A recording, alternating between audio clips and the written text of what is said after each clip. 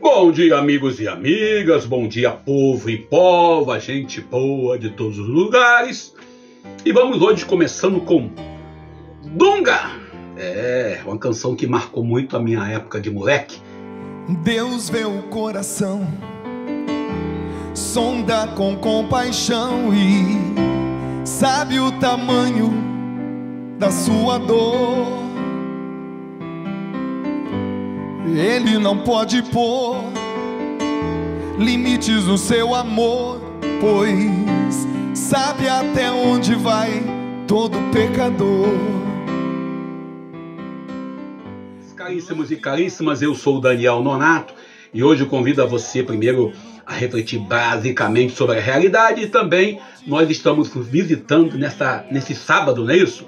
13º sábado do tempo comum na liturgia da Igreja Católica, Mateus capítulo 9, versículo 14 ao 17. Lembrando que nós lemos já o Sermão da Montanha, passamos pelo capítulo 7, capítulo 8, agora estamos no capítulo 9.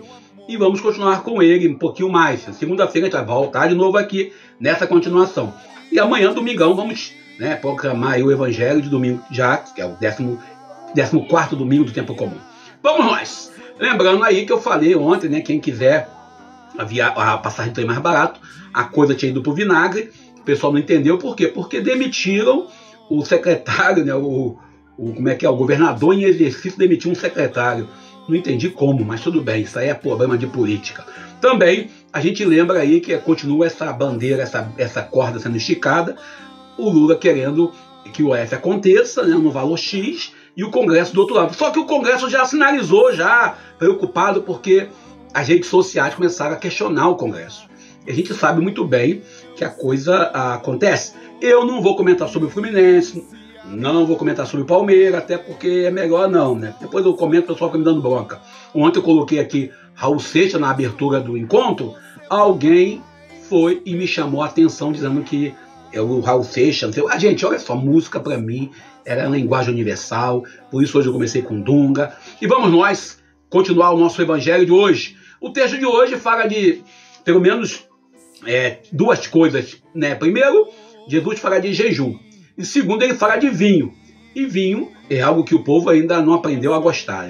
Na minha casa, em Nova Iguaçu, eu tinha lá sempre uma adegazinha com os vinhos em mão. Aqui, onde eu moro hoje, não tem. Mas a pergunta hoje que nós temos que responder é a pergunta simples.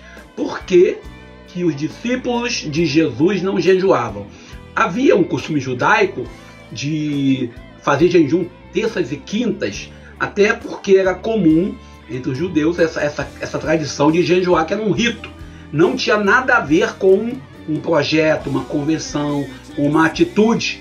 E essa pergunta aqui no versículo 14 do capítulo 9 revela algo mais profundo. Primeiro, revela um conflito entre a comunidade joanina, ou seja, aqueles que seguiam João Batista, e a comunidade de Jesus. Nós sabemos que no contexto bíblico, teológico, histórico, nós tínhamos alguns grupos daquele tempo. Nós tínhamos lá os discípulos de Herodes, os seguidores de Herodes, o grupo político, os seguidores, né, os fariseus, também os saduceus, e tinha também lá os seguidores de João.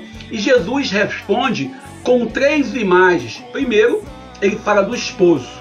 Jesus ele se revela aqui como esposo.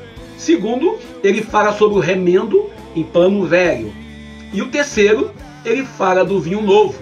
Cada quadro ele aponta para uma ruptura com a realidade que eles estavam vivendo.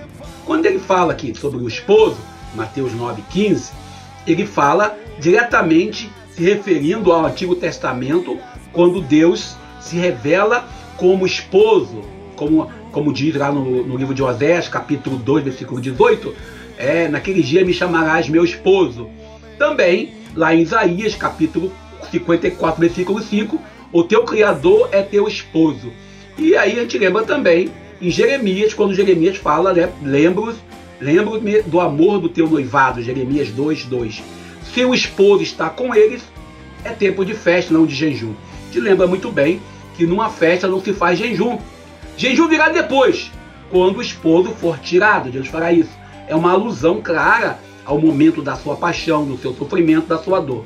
Os odres velhos que Jesus apresenta aqui ele traz porque é o seguinte, ninguém sabe o que é um odre. Realmente eu pensava que era um jarro. Quem estiver no blog tá vendo aí a foto do odre, né? É tipo um saco, desculpa a palavra é essa, é um saco que tinha uma tampa que automaticamente a pessoa colocava o vinho ali. O vinho fermentava, automaticamente o vinho novo vai acontecer aí, no caso, ele é feito, né, de pele de cabrito, pele de ovelha, e ele estoura, porque ele já está velho já, então acontece.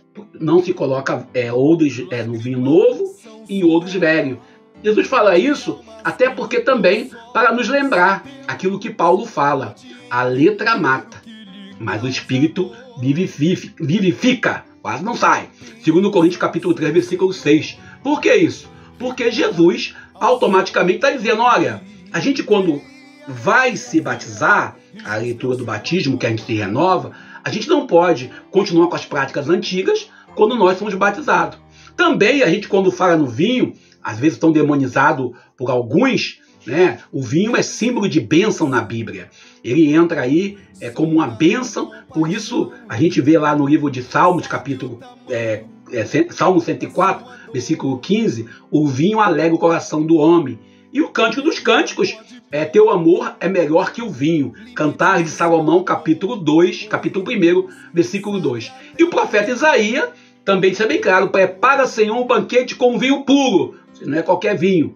É Isaías 25, versículo 6. E na boda de Caná, capítulo 2, versículo 1 ao 11, lá de João, nós temos o quê?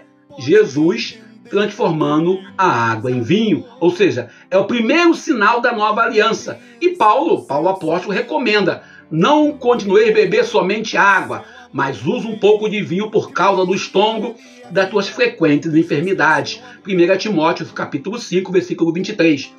Gente, Paulo fala para beber um pouco de vinho, não é para entornar também não. Ainda hoje, muitos cristãos se perdem no moralismo hipócrita sobre pode ou não pode beber. Gente, beber pode, não pode você ficar dependente, e aí vale para tudo quanto tipo de situação, e não vale para você também usar isso como desculpa para encher a cara, não é isso? E aí você vê claramente que Jesus descarta o jejum ritualista. O jejum, Jesus mesmo faz jejum quando vai iniciar seu projeto missionário. Jesus também vê esse contexto, citando o profeta Isaías, né? Este não é o jejum que eu escolhi, solta as correntes da maldade. Isaías 58, versículo 6. O jejum tem expressão de desejo e fidelidade ao reino, ou seja, não há uma privação de alimento. Agora não vou comer porque eu faço jejum. Aí faz igual a história do monge que faz jejum e fala, não posso comer nada porque eu estou de jejum hoje. Jesus deixa bem claro, jejum não é só privação de alimento, é também mesa farta, comunhão e vinho novo, a alegria dos filhos de Deus, como diz Paulo lá em Gálatas capítulo 5, versículo 1. E a gente entra nessa questão ainda. Como que nós estamos fazendo o nosso jejum hoje? Como que você hoje responde à realidade do mundo, muitas das vezes radical, extremista, diante do sofrimento que nós passamos? Jesus, quando fala em não colocar remendo novo em roupa velha, ele está dizendo assim, a conversão tem que ser total. Por isso, a representatividade da veste batismal, que é uma veste nova. Jesus nos convida não somente uma renovação, vamos dizer assim, externa, mas também interna. Não é você dizer, olha, isso eu faço, isso eu não faço. A gente, quando escolhe ser cristão, não escolhe um cristianismo de pedaços. Como eu disse ontem pra gente, a gente não pode ficar pegando e aplicando o direito canônico, aplicando o que está na Bíblia, não está na Bíblia, pinçando pedaços e colando em nossa vida. Nós temos que vestir-nos totalmente com uma espiritualidade, uma religiosidade de fato libertadora. Por isso a gente convida a renovação interior e exterior, uma leveza da fé, uma liberdade do espírito. E Jesus nos convida para sermos de fato missionários até o fim dos tempos.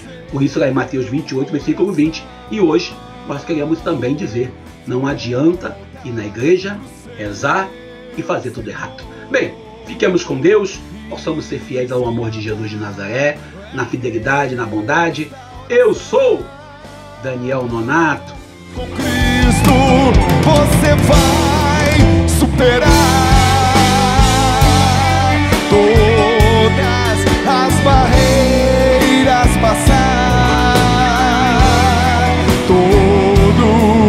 pecado vencer,